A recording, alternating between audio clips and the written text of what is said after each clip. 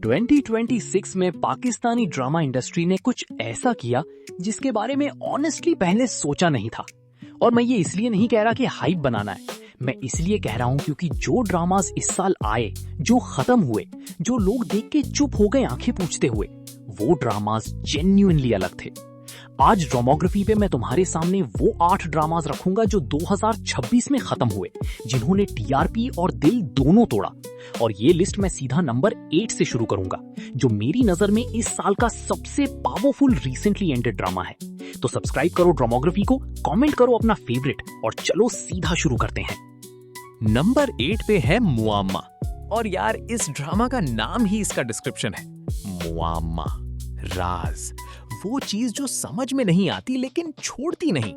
हम टीवी पे 24 दिसंबर 2025 को प्रीमियर हुआ ये ड्रामा हर वेडनेसडे और थर्सडे रात 8 बजे।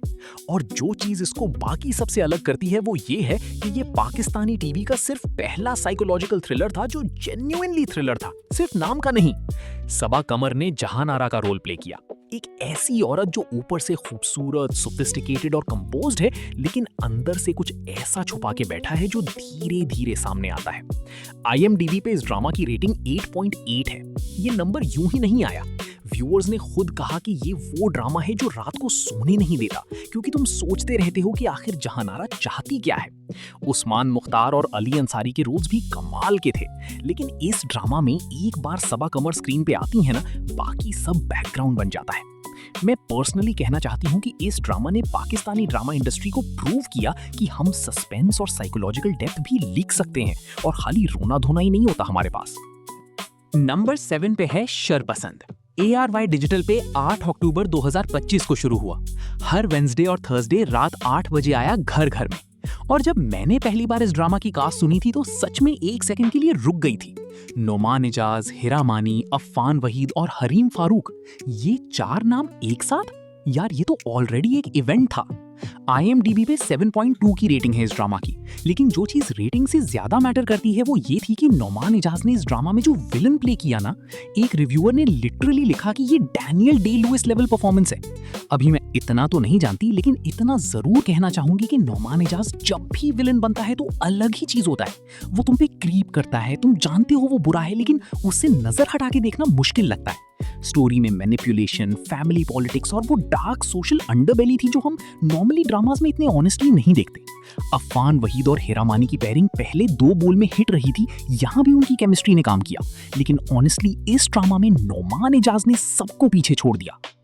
नंबर 6 पे है कफील। और ये वो ड्रामा है जिसने मुझे ऑनेस्टली सबसे ज्यादा अंदर से टच किया पूरी लिस्ट में। ARY डिजिटल पे 15 दिसंबर 2025 को प्रीमियर हुआ, 34 एपिसोड्स चला और 28 अप्रैल 2026 को खत्म हुआ हैप्पी एंडिंग के साथ। व्यूअर सेटिस्फाइड थे। लिखा था उमैरा अहमद ने।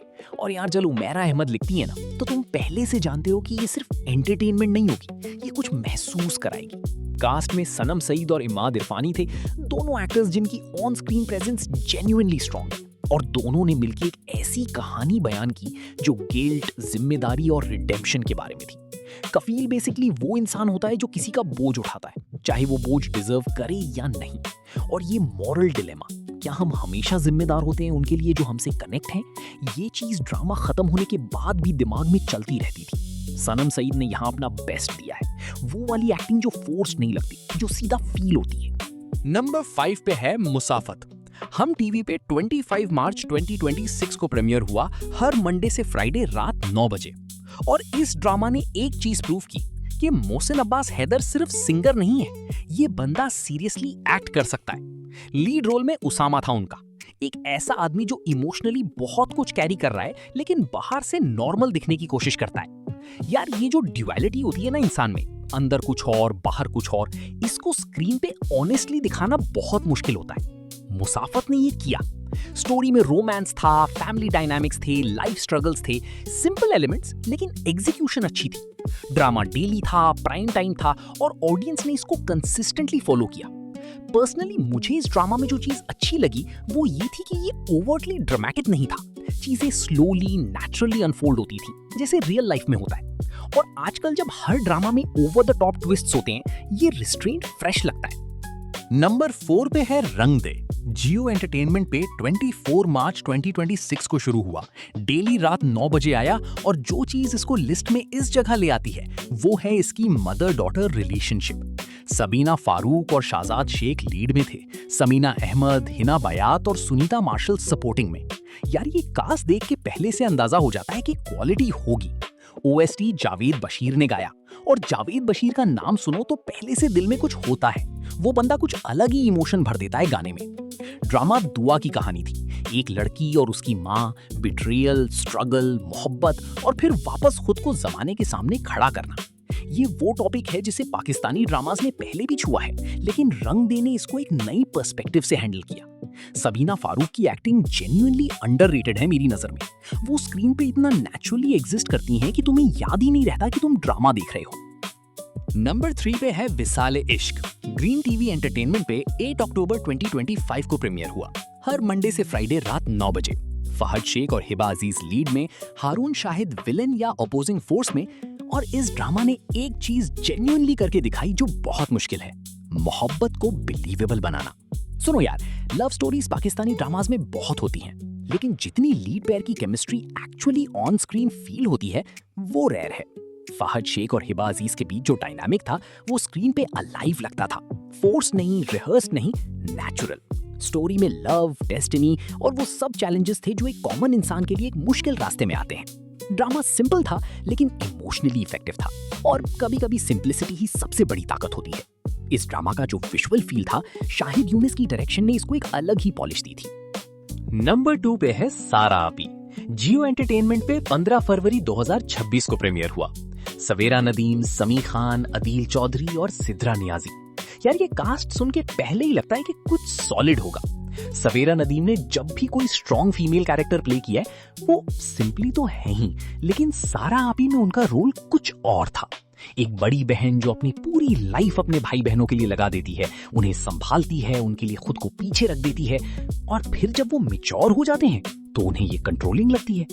यार ये डायनामिक, सैक्रिफाइस और कंट्रोल का फर्क ये कितने घर में होता है पाकिस्तान में, बहुत।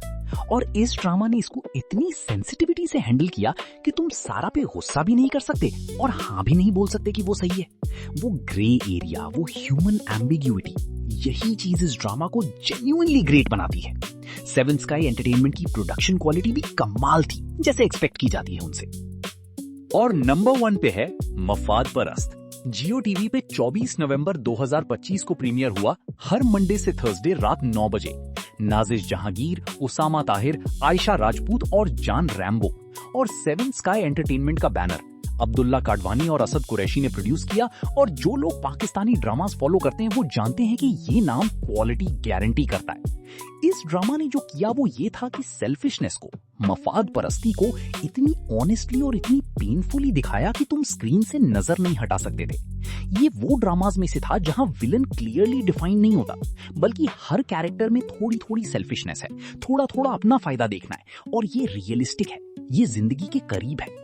नाजिश जहांगीर ने इस ड्रामा में अपनी एक्टिंग से प्रूव किया कि वो सिर्फ एक प्रिटी फेस नहीं है, वो जेन्युइनली एक कॉम्प्लेक्स कैरेक्टर कैरी कर सकती हैं पूरी डिग्निटी के साथ। उसामा ताहिर भी कमाल थे, और जो चीज इस ड्रामा को नंबर 1 पे लाती है वो सिर्फ परफॉर्मेंसेस नहीं, वो ये है कि ये ड्रामा खत्म होने के बाद तुम अपने आसपास के लोगों को थोड़ा अलग नजर से देखते हो। और जो ड्रामा तुम्हारा पर्सपेक्टिव चेंज कर दे वो सिर्फ एंटरटेनमेंट नहीं, वो कुछ और है। तो ये थी लिस्ट 8 ड्रामास जो 2026 में खत्म हुए और जो लोग भूल नहीं पा रहे। कमेंट्स में बताओ कौन सा तुम्हारा पर्सनल नंबर 1 है। मुझसे एग्री करते हो या इस लिस्ट में कुछ और होना चाहिए था? ड्रामोग्राफी पे आते रहना, यहाँ दिल से बात होती है। लाइक करो, शेयर करो और सब्सक्राइब जरूर करो। मिलते हैं अगली वीडियो में।